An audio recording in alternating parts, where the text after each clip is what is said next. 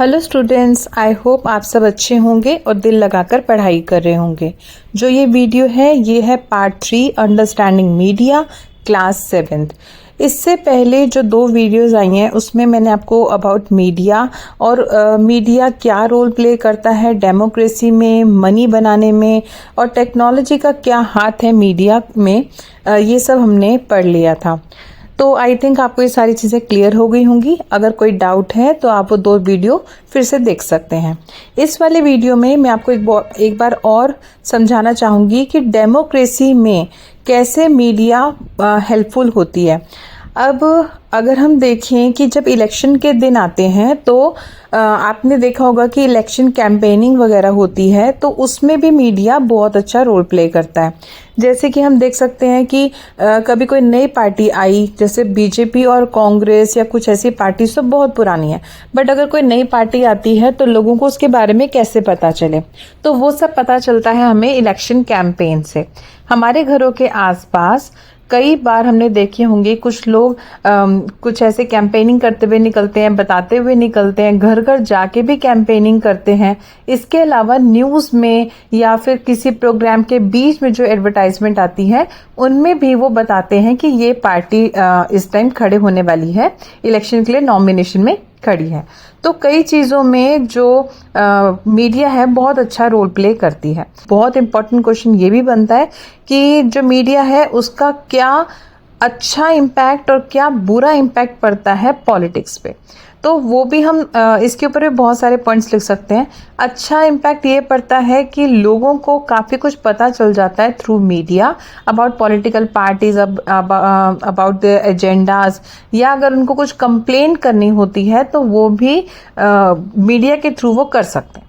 इसके अलावा वो अपनी राय के साथ दूसरे लोगों की राय भी जान सकते हैं, ताकि उनको पता चल सके कि अगर उनको किसी पॉलिटिकल पार्टी में कोई गलती दिख रही है, कुछ भी और चीज़ ऐसे दिख रही है जिस पर उनको ऑब्जेक्शन हो सकता है, तो क्या वो ऑब्जेक्शन या गलती सिर्फ उन्हीं को दिख रही है या बाकी लोगों की भी सेम राय है।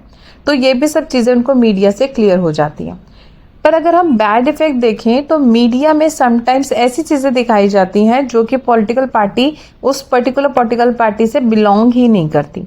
समटाइम ऐसा होता है कि जो अपोजिशन में पार्टी होती है वो रूलिंग पार्टी को सिर्फ बदनाम करने के लिए कुछ ऐसे मुद्दे छेड़ देती है ताकि लोगों का ध्यान जो है रूलिंग पार्टी की तरफ इस तरीके से जाता है कि उसने कुछ गलत काम ही किया है।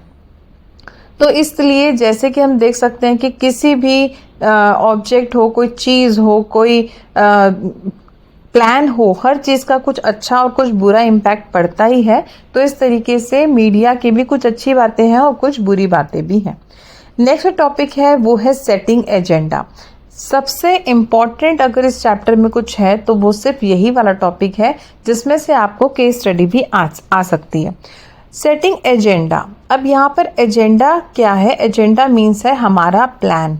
कोई भी इंसान जब कुछ एडवर्टाइज करता है तो सबसे पहले ही उसके माइंड में कोई प्लान बन चुका होता है कि वो लोगों को कैसे अपनी तरफ अट्रैक्ट करे या फिर वो लोगों का ध्यान किस तरीके से उस पर्टिकुलर चीज़ की तरफ लेके जाए। जैसे मैंने आपको भी एग्जांपल दिया कि मान लो कि मैं ओपोजिशन पार्टी में हूँ और मैं रूलिंग पार्टी की कोई बैड इमेज दिखाना चाहती हूँ लोगों को, तो मैं कुछ ऐसा ही क्रिएट कर दूंगी या ऐसा ही कुछ चीज़ दिखा दूंगी ताकि आप रूलिंग पार्टी को गलत ही समझो।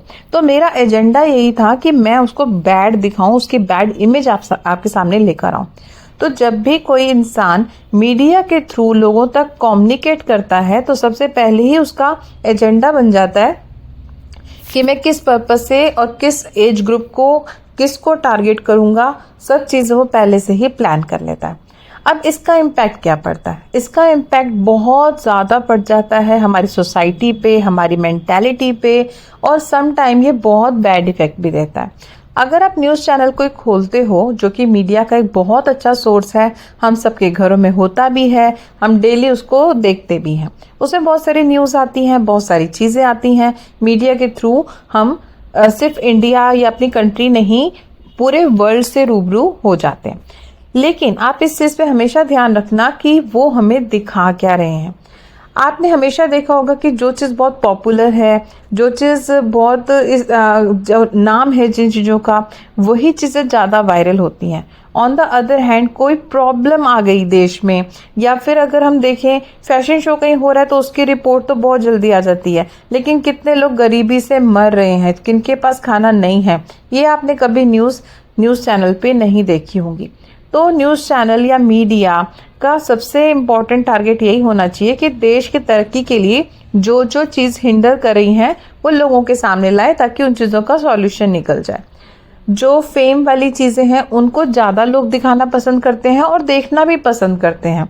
अगर आपके सामने भी अगर 2 चैनल्स हों, अगर एक जगह एंटरटेनमेंट का कुछ आ रहा है और एक जगह कुछ और आ रहा है, तो आप हमेशा सोचोगे कि मैं थोड़ा अपना माइंड कूल करने के लिए बैठी हूँ, तो चलो हम कुछ एंटरटेनमेंट का देखते हैं।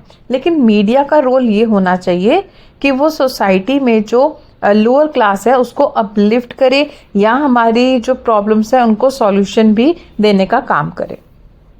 यहाँ जो सेटिंग एजेंडा है, यहाँ पर सिर्फ यही चीज़ है कि एजेंडा कैसे सेट किया जाए, जो कि मेन पर्पस होना चाहिए मीडिया का, जिस वजह से मीडिया को क्रिएट भी किया गया है। तो अब ये वाले टॉपिक को आप अपने हिसाब से जिस तरीके से क्वेश्चन आएगा आप उसी तरह से इसको लिख सकते हैं। हो सकता है क्वेश्चन आपको इसके मेरिट्स के ऊपर आए, इसके डीमेरिट्स के ऊपर आए, या फिर कोई केस स्टडी इस तरीके से दे जिसका मीनिंग इसके पॉजिटिव इम्पैक्ट में या नेगेटिव इम्पैक्ट में पड़ रहा है, तो आपको हमेशा आंसर उसके अकॉर्डिंग ही लिखना है। सोशल साइंस में स्पेसिफिकली आपको बहुत टाइप के क्वेश्चंस आते हैं। Take example of sustainable development, वो आपको इकोनॉमिक्स में भी देखने को मिलेगा, जियो में भी देखने को मिलेगा, मीडिया का टॉपिक ले लो। लेकिन इनमें क्या होता है कि समटाइम्स वो आपको कोई कोटेशन दे रहे हैं जो कि इसके मेरिट्स के बारे में है, तो आपने सिर्फ उसके मेरिट्स ही लिखने हैं, और समटाइम्स उसके यूजेस के बारे में है। आपको क्वेश्चन को समझना बहुत ज़्यादा ज़रूरी है। ये नहीं होता कि सिर्फ आपने रट्टा लगा दिया और आपने सेम आंसर हर एक मतलब जहाँ आपने देखा मीडिया का है तो आपने सारी सेम चीज़ें लिख दी। आपको इम्पोर्टेंटली क्वेश्चन को पढ़ना है, ये समझना है कि वो पूछ क्या रहे हैं और अकॉर्डिंगली आंसर देना है। आई होप आपको ये टॉपिक समझ आ गया होगा।